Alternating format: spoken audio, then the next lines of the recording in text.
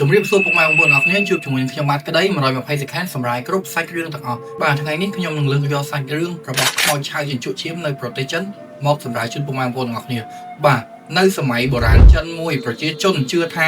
នៅពេលមនុស្សស្លាប់ប្រសិនបើប្រលឹងមិនអាច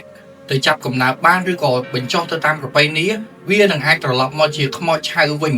ខ្មោចប្រភេទនេះគេហៅជាភាសាចិនថាជាងស៊ីបាទបើខ្ញុំនិយាយជាភាសាចិនមិនត្រូវអីសូមកុំប្រកែប្រកាន់ទេដោយសារខ្ញុំ research មកខ្ញុំនិយាយតាមពាក្យ research ដែរទេវាមានប្រភពមកពីសម័យរាជវង្សឈិងតាំងពីឆ្នាំ1644រហូតដល់1912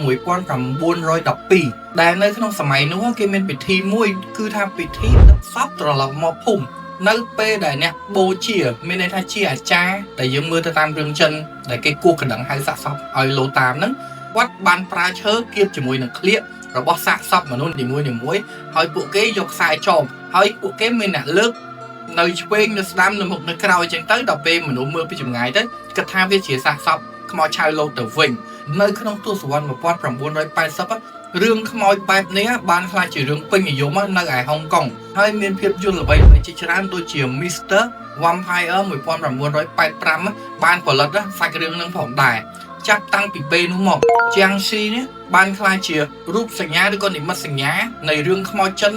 ដែលមានបញ្ចូលនៅក្នុង game anime និងភាពយន្តរហូតមកដល់សប្តាហ៍ថ្ងៃនេះផងដែរតាមការស្រាវជ្រាវរបស់អ្នកវិទ្យាសាស្ត្រទៅវាមិនមែនជារឿងពិតទេជាងស៊ីវាគ្រាន់តែជារឿងព្រេងនិទាន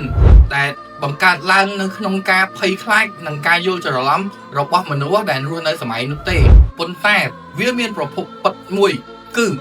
ទំនៀមទម្លាប់នៃការដឹកសាកសពត្រឡប់ទៅភូមិហ្នឹងដែលគេបានអនុវត្តនៅជំនាន់នោះគឺវាជាការពិតបាទសម្រាប់សាច់រឿងនេះខ្ញុំមានតែប៉ុណ្្នឹងទេបាយបាយបងប្អូនអរគ្នា